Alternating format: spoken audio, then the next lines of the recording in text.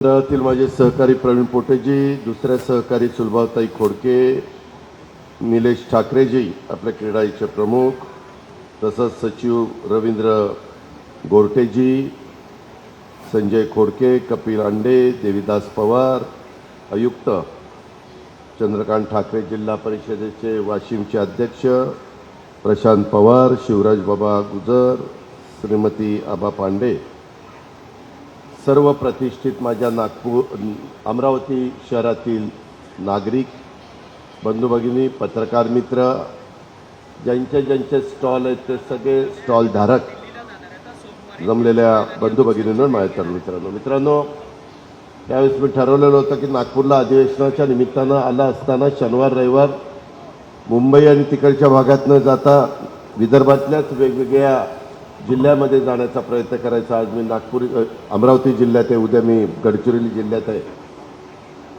प्रश्न अनेक असतात. मी आज इथं एका वेगळ्या कार्यक्रमाच्या निमित्तानं राज्यपाल महोदय महामहिम येणार आहेत. 2 वाजता तो कार्यक्रम आहे आणि त्याला मी येणारच होतो हे संजय खोडकेंना माहिती होतं. त्यांनी सांगितलं की बाबा क्रीडाईचं एक चांगल्या पद्धतीनं आम्ही इथं स्टॉल उघडलेले आहेत, प्रदर्शन ठेवलेलं आहे, ग्राहकाच्या करता पण आणि वेगवेगळ्या घटकाकरता देखील. तर त्याला तुम्ही भेट द्या. मित्रांनो, मी राजकीय जीवनामध्ये गेले अनेक वर्ष काम करतोय. मला कन्स्ट्रक्शनच्या संदर्भामध्ये मी त्याबद्दलचं शिक्षण घेतलेलं नाही, परंतु माझ्या हातनं गेल्या 30-32 वर्षामध्ये अनेक प्रकारची बांधकामं, मग सरकारी असतील, कुठली ट्रस्टची असतील, कुठल्या इन्स्टिट्यूटची असतील, अशी अनेक बांधकामं सतत माझी चाललेली असतात. पुण्यात चाललेली असतात, पिंपरी चिंचवडमध्ये चाललेली असतात. मी अलीकडं अर्थमंत्री म्हणून काम करत असताना जवळपास 1750 कोटी रुपयाचं वडाळ्याला GST भवनचं काम सुरू केलेलं आहे गव्हर्नमेंट ऑफ महाराष्ट्राच्या. परवाच PK दासनी प्रेझेंटेशन दिले. आपण आता मराठी भाषा भवन मरीन ड्राईव्हला, तुम्हाला माहिती असेल, सावित्रीबाई फुले हॉस्टेल, आणि तिथं अजून काही एक जागा मोकळी होती आणि एक एज्युकेशनची होती. तो सगळा प्लॉट आम्ही एकत्र करतो आणि तिथं महाराष्ट्राला साजेसं अशा प्रकारचं मराठी भाषा भवन आणि सुंदरपैकी मुलींच्या करता जवळपास 400-500 मुलींचं हॉस्टेल हे त्या ठिकाणी बांधतोय. असंच हे प्रेझेंटेशन देत असताना मंत्रालयाच्या एरियात साधारण 7,500 कोटीचा प्रोजेक्ट आम्ही घेऊ पाहतो. PK दास म्हणून एक विख्यात या क्षेत्रामध्ये काम करणारे आर्किटेक्ट आहेत आणि त्यांनी ते प्रेझेंटेशन दिलं. त्याच्यामध्ये नवीन मंत्रालय, नवीन विधान भवन, हे मंत्र्यांचे जे बंगले आहेत, त्याच्यामध्ये IPSला एक टॉवर, IASला टॉवर, मंत्र्यांना एक टॉवर, अशा 3.5 एकराची गार्डन, फार सुंदर प्लॅन केलेला आहे. मी नेहमी म्हणत असतो की पूर्वीच्या काळातली गव्हर्नमेंटची ऑफिसेस आणि आताच्या काळामध्ये कॉर्पोरेशन, म्हणजे महानगरपालिका असेल किंवा जिल्हा परिषद असेल किंवा शासनाचे विविध डिपार्टमेंट असतील, त्यांची इमारती ह्या चांगल्या असल्या पाहिजे. मी आता पुण्यात कामगार भवन, राज्याचं कामगार भवन, राज्याचं सहकार भवन, राज्याचं शालेय शिक्षण भवन, राज्याचं सारथीचं एक महत्त्वाचं कार्यालय, असे अनेक प्रकारची कार्यालय ही त्या भागामध्ये मी कामं सुरू केलेली आहेत आणि कामं गतीनं चाललेली आहेत. शेवटी जुन्या इमारती, त्याच्यात येणाऱ्या लोकांना पण अडचणी असतात, नीट सोय नसते. आता महिलांचं प्रमाण वाढलेलं आहे आणि महिलाही मोठ्या प्रमाणावर येतात, त्याच्यावर त्यांनाही स्वच्छतागृह लागतं, तिथं चांगल्या प्रकारचं व्हेंटिलेशन लागतं, बसण्याची व्यवस्था लागते, वेळेची बचत झाली पाहिजे. अशा सगळ्या गोष्टी आम्ही टप्प्याटप्प्याने करतोय. बहुतेक तालुक्यामध्ये, बहुतेक शहराच्या ठिकाणी प्रशासकीय इमारती, सेंट्रल बिल्डिंग हे पण करण्याचा आमच्या सगळ्यांचा मदत आहे. मी हे सगळं सांगताना माझी विनंती आहे की आता मी मधल्या काळामध्ये या महायुतीच्या सरकारमध्ये राष्ट्रवादी काँग्रेस पक्षाच्या आमदारांना घेऊन सहभागी झालेलो आहे. शेवटी राजकीय जीवनामध्ये प्रत्येकाची विचारधारा जरी वेगळी असली तरी राज्याचा विकास झाला पाहिजे, सर्वांगीण विकास झाला पाहिजे. सर्व घटकाला वाटलं पाहिजे की हे सरकार माझ्याकरता पण काही निर्णय घेते, काम करते. मग शेतकरी असतील, तरुण तरुणी असतील किंवा इतर घटक, आदिवासी मागासवर्गीय सगळ्या समाजातला घटक असेल. आज इथं आल्यानंतर मी बघितले काही स्टॉल, बँकांचा रेट ऑफ इंटरेस्ट बऱ्यापैकी कमी झालेला आहे. घर घेण्याच्या करता त्याचाही फायदा ग्राहकांनी घ्यावा. कामाचा दर्जा चांगला असला पाहिजे. आत्ता बोलत असताना मगाशी स्वतः निलेश ठाकरेंनी पण, प्रवीण पोट्यांनी पण, बाकीच्या पण माझ्या सहकाऱ्यांनी, संजय खोडके असतील, सुलभाताई असतील, इतरांनी पण सांगितलं की बाबा काही प्रश्न आहेत इथं दुर्दैवाने अजून अंडरग्राऊंड ड्रेनेज आयुक्त सगळीकडे नाही ना, अजून सगळीकडे नाही आहे. खरं विभागाचं ठिकाण आहे. मी तर सारखं सांगत असतो अर्थमंत्री म्हणून, जवळपास 6 लाख कोटीचं बजेट या राज्य सरकारचं आहे. त्याच्यामध्ये एवढं मोठं बजेट असताना त्या जिल्ह्याच्या ठिकाणी तर पाहिजे, पण विभागाच्या ठिकाणी पहिल्यांदा प्राधान्याने अंडरग्राऊंड ड्रेनेज झालं पाहिजे. मी त्याच्या संदर्भात मला सुलभाताईंना सांगायचं आहे, प्रवीणजींना सांगायचं आहे, नागपूरला मला आठवण करा, तिथं मी नगरविकास आणि ह्या बाकीच्यांना बोलून तशा प्रकारच्या सूचना देईल. ते म्हणतील फायनान्सची आम्हाला जोड लागेल, त्याच्याबद्दल मी फायनान्सला काय सांगायचं सांगेन. कारण अंडरग्राऊंड ड्रेनेज त्या शहरामध्ये असल्याशिवाय, स्ट्रॉंग वॉटरचं पाणी जाण्याच्या करता व्यवस्थितपणे व्यवस्था असल्याशिवाय, मगाशी पिण्याच्या पाण्याच्या बद्दलचा प्रश्न इथं उपस्थित करण्यात आला. ज्या शहराचा विकास चांगला व्हावा तिथं व्यवस्थित पिण्याचं पाणी तिथल्या आया बहिणींना आणि सगळ्यांना मिळालं पाहिजे. त्याच्या संदर्भामध्ये कुठेही अडचण येता कामा नये. आणि आता देशाचे पंतप्रधान नरेंद्र मोदी साहेबांनी घर घर नल अशा प्रकारचा मोठा कार्यक्रम हातामध्ये घेतलाय. कालच मी त्याचा आढावा घेत होतो राज्याच्या बद्दलचा, आणि त्याच्यात फायनान्स, पाणीपुरवठा सचिव, मंत्री असे सगळेजण आम्ही बसलेलो होतो. आणि त्याला मजिप्राचे अधिकारी होते, जिल्हा परिषदेचे ग्रामविकासचे सचिव होते, आणि त्याच्यातनं ज्या काही अडचणी येतात त्या सोडवण्याचा माझा आणि माझ्या सहकाऱ्यांचा, गुलाबराव पाटील आणि हे सगळ्यांचा प्रयत्न आहे. आम्हाला अशा प्रकारचे प्रश्न सोडवण्याच्या करता मला स्वतःला आवड आहे. त्याच्यामध्ये नुसतंच भाषणं करून जायचं नाही, तर त्याचा पाठपुरावा पण तुम्ही त्या बाबतीमध्ये केला पाहिजे. इथं रेराच्याबद्दल पण काही प्रश्न हे आमच्या निलेश ठाकरेंनी सांगितले. त्याबद्दल मुंबईला एकदा या, माझ्या ऑफिसला विचारून डिक्ले त्यांना वेळ द्या, किंवा संजय खोडकेंच्या मार्फत जरी तुम्ही कळवलं तर मी तिथं बोलून घेईन. आणि मी अजय मेहतालाच तिथं बोलवतो. अजय मेहता रेराचे प्रमुख आहेत. काय तुमचे प्रश्न आहेत? तर मुंबईचे प्रश्न रेराचे वेगळे, माझ्या पुणे पिंपरी चिंचवडचे वेगळे, माझं नागपूर असेल, अमरावती असेल, संभाजीनगर असेल, नाशिक असेल, तिथले वेगळे आहेत. कारण प्रत्येक ठिकाणची भौगोलिक परिस्थिती, प्रत्येक ठिकाणचे जागेचे प्रश्न आणि जागेच्या किमती ह्या वेगवेगळ्या आहेत. आणि त्याच्यामुळं जी काही तुमची अडचण आलेली असेल, पण एक आहे त्याच्यामध्ये पारदर्शकता राहील. जर पाठीमागं कुठल्या इथल्या बिल्डरनी किंवा कुणी काही गडबड केलेली असेल म्हणून काही गोष्टीची शिस्त लावली असेल, तर मग त्याचं तुम्हाला ते सहन करावं लागेल. कारण एकदा धोरण ठरलं की तुमच्या व्यवसायातल्या सगळ्यांनी त्याचं अनुकरण केलं पाहिजे. तिथं कुठं गडबड होता कामा नये. मगाशी बोलत असताना किंवा क्रीडाईनं पण मला निवेदन दिलेलं आहे समस्यांच्या बाबतीत. मी तर आश्चर्यचकितच झालो की जर उद्याच्याला अजित पवारनी इथं एखादा फ्लॅट घेतला आणि तो सध्या इथं नाही आहे म्हणून त्याने भाड्याने दिला, आणि त्याला 1 लाख रुपये भाडं असेल, तर 56,000 रुपये मी महानगरपालिकेला भरायचे. म्हणजे हे तर पठाणी टॅक्स झाला. असा टॅक्स असा असावा की जो टॅक्स भरायला नागरिकांना पण समाधान वाटावं. आम्हालाही कळतंय, मी अर्थमंत्री, टॅक्स केंद्र सरकारनी, राज्य सरकारनी, महानगरपालिकेनी, नगरपालिकेनी वेगवेगळ्या घटकांनी गोळा केल्याशिवाय डेव्हलपमेंट होणार नाही, मलाही कळतं. त्याच्याशिवाय रस्ते, लाईट, पाणी हे सगळं मिळू शकत नाही.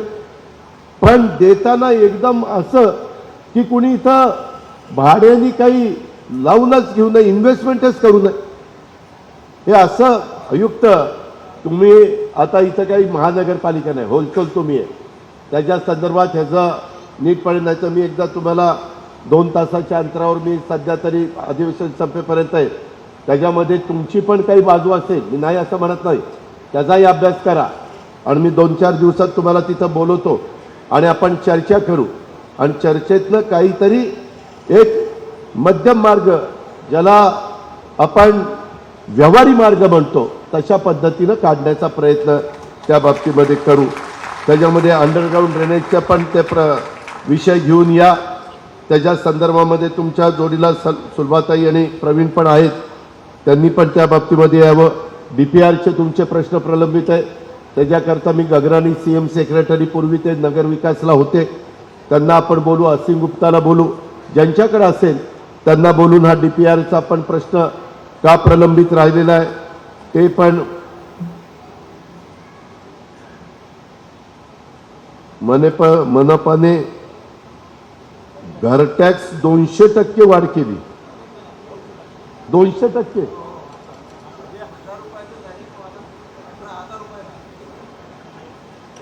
काय चाललंय आयुक्त, पहिले कुठं होता तुम्ही? हे पण प्रश्न आणा, जे प्रश्न तुमच्या अखत्यारीमध्ये सोडवण्यासारखे नसतील आणि वरिष्ठ पातळीवर ते सोडवले गेले पाहिजेत, त्याच्यामध्ये आपण त्याची चर्चा त्या बाबतीमध्ये करू. सब रजिस्टर ऑफिस पण ग्रामीण, तुमचा जो ग्रामीणचा एरिया वाढतोय, नागरीकरण वाढतंय आणि त्या एरियात पाहिजे ते पण आपण मार्ग त्याच्यामध्ये काढू. कारण उद्याच्याला सब रजिस्टर ऑफिस केलं तर गव्हर्नमेंटला टॅक्स, म्हणजे ग्राहकाला तिथं सोय होणार आहे आणि गव्हर्नमेंटचा टॅक्स व्यवस्थितपणे त्या ठिकाणी येणार आहे. उलट तसंच रेराच्या अडचणींबद्दल बोललो मी. थोडंसं बिल्डर लोकांना वाळूच्या बद्दल आता पुढच्या कॅबिनेटला किंवा त्याच्या पुढच्या कॅबिनेटला राधाकृष्ण विखे पाटील महसूल मंत्री म्हणून विषय आणतायत. माझं देवराशी पण बोलणं झालं, ते ACS रेव्हेन्यू आहेत, जरा वाळूच्या बद्दलचे अनेक अडचणी निर्माण झालेले आहेत आणि त्याच्यामुळं बांधकामावर त्याचा मोठा परिणाम झालेला महाराष्ट्रात वेगवेगळ्या ठिकाणी पाहायला मिळतोय. पण आता एन्व्हायरमेंटचा विचार आपण करतो, ग्लोबल वॉर्मिंगची चर्चा करतो, त्यावेळेस आपल्याला वाळूच्या ऐवजी क्रस्टँड वापरली पाहिजे. क्रीडाईचे प्रमुख सतीश मगर यांनी पहिली मगरपट्टा सिटी 450 एकराची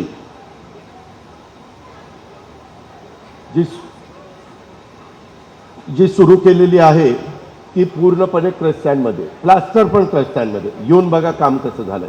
नांदेड सिटीचं 700-750 एकराचं काम चाललंय, 100% क्रस्टँडमध्ये चाललेलं आहे. त्याच्यामध्ये इतर पण ठिकाणी अजून त्यांचे टाउनशिप उभं करायचं काम चाललंय, ते तशाच पद्धतीने चाललंय. आपण पण आपल्यापुरता न विचार करता पुढच्या पिढीचा पण विचार केला पाहिजे. किती वाळूचा उपसा नदीतनं करावा आणि किती आपण पर्यावरणाशी त्या ठिकाणी अडचणी निर्माण कराव्यात, त्यालाही काही मर्यादा आहे.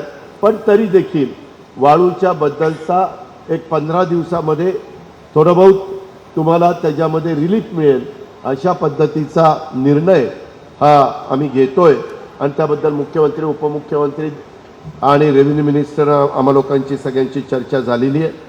बेलोरो विमानतळाच्या बद्दल बरंच इथं सांगितलं. खरं तर सगळेच विभागाचे तर विमानतळ नाईट लँडिंग आणि सगळ्या सुविधा पाहिजेत. नाईट लँडिंगच्या करता काळ सतत वाढतंय, त्याच्याही बद्दल जर निधीची कुठली कमतरता असेल तर ती कमतरता दूर करण्याची जबाबदारी अर्थ खात्याचा मंत्री म्हणून माझी स्वतःची राहील. सुलभाताईंनी जे सांगितलं मग आचारसंहिता लागेल, त्याच्या आत सगळ्या सँक्शन देऊन त्याला कसं मार्ग काढता येईल त्याबद्दल मी स्वतः पण मला सुलभाताईंना प्रवीणजींना पण सांगायचं, मी उद्या म्हणजे सोमवारपासून परत इथं आहेत, त्यावेळेस हे सगळे विषय आणि अनिल डिकले माझा प्रायव्हेट सेक्रेटरी आलेले आहेत, त्यांनी पण त्याची प्रत्येक विषयाची नोंद घ्यावी आणि तशा प्रकारची बैठक त्या ठिकाणी लावाव्यात. माझी सकाळची सुरुवात मी किती लवकर करू शकतो आणि सगळे अधिकारी आता मुक्कामाला ह्याच्यामध्ये आलेले आहेत, नागपूरला आलेले आहेत, त्याच्यावर सकाळी 8ला पण आपल्याला बैठक घ्यायला काही अडचण नाही. माझे व्हिजिटर मी सकाळी 7 ते 8 करून टाकीन. या प्रकारे आपण त्याच्यामध्ये जाऊया आणि हे जे काही ठोक तरतुदीच्या बद्दल किंवा नगरविकास खातं, अल्पसंख्याक विभाग, मागासवर्गीय विभाग, मी माझ्या परीनं सगळ्यांना मदत करण्याचा प्रयत्न करतो. आमच्या सुलभाताईंना पण त्याच्यातनं मदत होते. परंतु शहराचा आवाका, शहराचा एकंदरीत गरजा माझ्या अमरावतीच्या ह्या लक्षामध्ये घेता महानगरपालिकेला मर्यादा आहेत ह्याची पण मला जाणीव आहे. म्हणजे मुंबई, नवी मुंबई, पिंपरी चिंचवड, पुणे हे जे काही महानगरपालिका आहेत त्यांची परिस्थिती टोटली वेगळी आहे आणि आपली नागपूर, अमरावतीची टोटली वेगळी आहे. तिथं शासनाचा हातभार पाठीशी आर्थिक बाबतीमध्ये लागल्याशिवाय तिथं अधिक चांगल्या प्रकारच्या सुविधा होणार नाही याची पण मला जाण आहे. आणि स्मार्ट सिटीचं आपलं कुठलंच नाही आहे.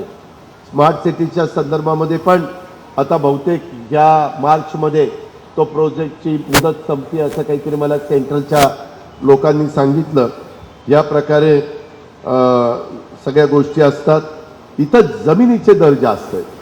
म्हणजे मला कळलं नाही, जर ग्राहकाला घर किफायतशीर दरात पाहिजे असेल तर जमिनीचे दर पण रिजनेबल असावे लागतात. मला तर सांगण्यात आलं की नागपूरपेक्षा इथं जमिनीचे दर जास्त आहेत. असं काय चमत्कार घडला की जमिनीचे दर जास्त आहेत?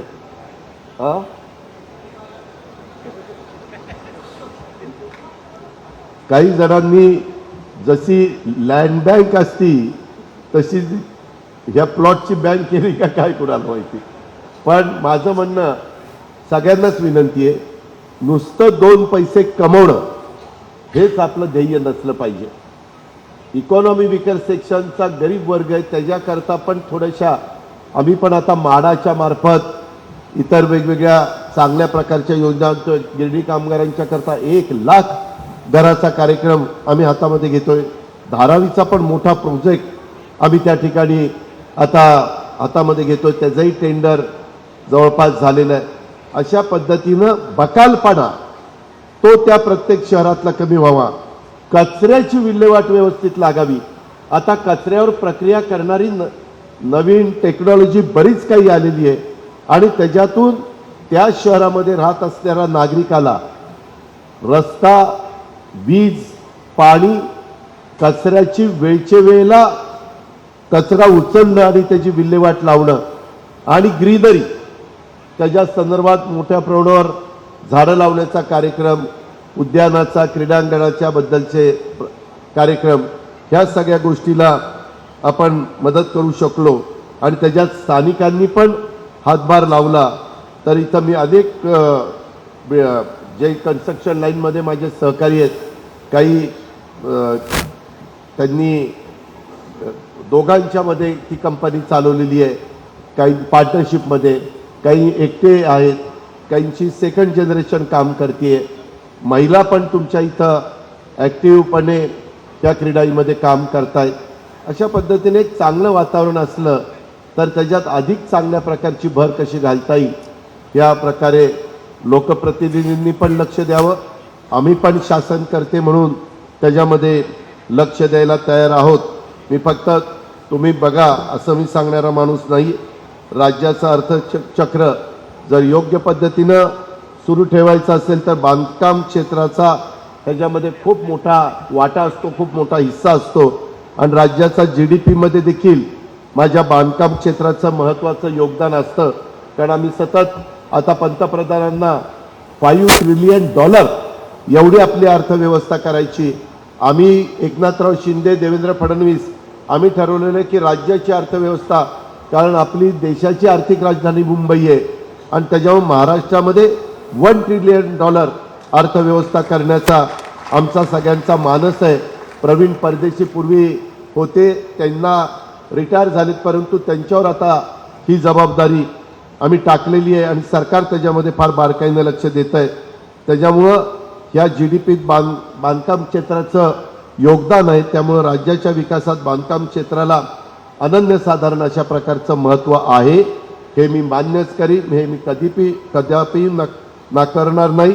राज्याच्या आर्थिक विकासात महत्त्वाचा वाटा असणाऱ्या माझ्या बांधकाम क्षेत्राला योग्य दिशा दाखवण्याचं काम ठाकरेजी तुमची क्रीडाई याच्या माध्यमातून केलं जात आहे आणि बांधकाम क्षेत्रातल्या विविध समस्या सोडवण्याच्यासाठी विकासामध्ये समन्वय साधण्यासाठी नेहमीच मग राज्यस्तरावर काम करणारी क्रीडाई असेल, देश पातळीवर किंवा जिल्हा पातळीवर किंवा शहरामध्ये काम करणारी क्रीडाई असेल, हे सगळेजण प्रयत्नशील आहे.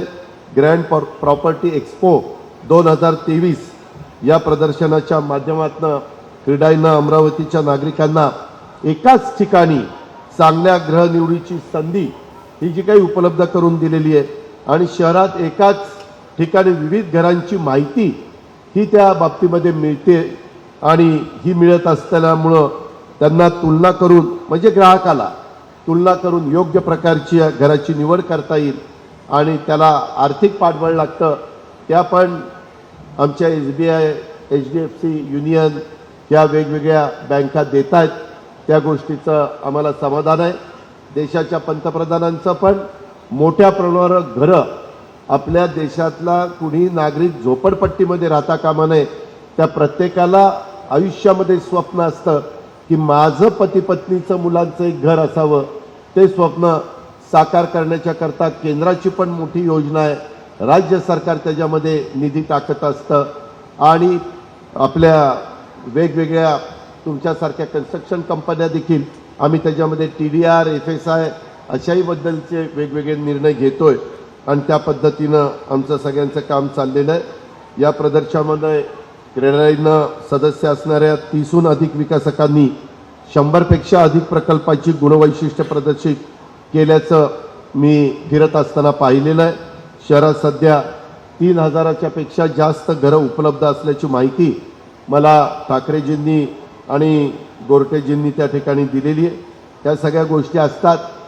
तेजीबंदी चालते, करोनासारखं संकट येतं, त्यावेळेस अडचणी येतात, परंतु शेवटी अडचणी येतात म्हणून रडत न बसता अडचणीवर मात करून पुढं आपल्याला कसं जाता येईल आणि समाजाला एक चांगल्या प्रकारे समाधानाने कसं जीवन जगता येईल अशा प्रकारचा प्रयत्न हा साहजिकच आमचा महायुतीच्या सरकारचा आहे. आणि बाकीचे जे काही आपण नोंदणीकृत व्यावसायिकांवरचा कायद्याचा वेगवेगळ्या प्रकारचा बडगा, रेरा कशा करता आणलं तर आमच्या ग्राहकाची गैरसोय होऊ नये. एखाद्या बिल्डरनी काम हातामध्ये घेतलं तर वेळेमध्ये पूर्ण करावं. त्याच्यामुळं कधी कधी आम्हाला काही कायद्याची बंधनं ही आणावी लागतात. त्याच्यात कुठंतरी तुम्हाला त्रास द्यावा ही अजिबात आमच्यासारख्याची भावना नसते. त्याच्यामुळं कायदा चांगला असला तरी व्यवसाय सुरू ठेवणं अडचणीचं ठरू लागल्याने अनेक व्यवसाय धारक मला सांगत असतात, मात्र वस्तुस्थिती तशी नाही आहे. फसवणूक करणाऱ्या अनेक जणांच्यावर आपण कारवाई करतो. कधी कधी काही जण ग्राहकाची फसवणूक करतात. तुमच्यामध्ये मोठ्या प्रमाणावर चांगल्या प्रकारे बांधकाम व्यवसाय धारक आहे, त्याबद्दल मला बोलायचं नाही, पण सगळीकडे पाचवी बोटं काही सारखी नसतात. त्याची पण नोंद आपण घ्यावी. एकंदरीत बांधकाम व्यावसायिक आणि राज्य शासन यांना एकमेकांच्या साथीनं राज्यातल्या नागरिकांना गृहस्वप्न पूर्तीचं मौल्यवान काम यापुढं देखील आपल्याला कायम करत राहायचं आहे. आणि त्या दृष्टीनं माझ्या अमरावती शहरामध्ये ग्रँड प्रॉपर्टी एक्स्पो 2023 सारखं प्रदर्शन हे निश्चितपणे सहाय्यभूत ठरणार आहे. आणि त्यासाठी माझ्या अमरावतीच्या क्रीडाईनं या प्रदर्शनासह चांगल्या उपक्रमाच्या करता मी तुम्हाला निलेशजी ठाकरे, रवींद्रजी गोरटे आणि तुमच्या सगळ्या टीमला मनापासून शुभेच्छा देतो. आज ज्या ज्या गोष्टीचा अहपोह तुम्ही किंवा मी केलेला आहे त्याच्याबद्दल जास्तीत जास्त प्रश्न आमचं नागपूरचं सेशन संपायच्या आतच, आमचं हेडक्वार्टर आत्ता सध्या नागपूरला असतानाच आपण ते मार्गी लावण्याचं किंवा सोडवण्याचं काम निश्चितपणे करू हा शब्द तुम्हाला देतो आणि आपली रजा घेतो. जय हिंद, जय महाराष्ट्र. देश विदेशातील प्रत्येक घडामोडींचे लाईव्ह अपडेट मिळवण्यासाठी आता साम टीव्हीच्या सर्व सोशल मीडिया प्लॅटफॉर्मला लाईक, फॉलो आणि सबस्क्राईब करा. तसंच सर्व नोटिफिकेशनसाठी बेल आयकॉन प्रेस करायला विसरू नका.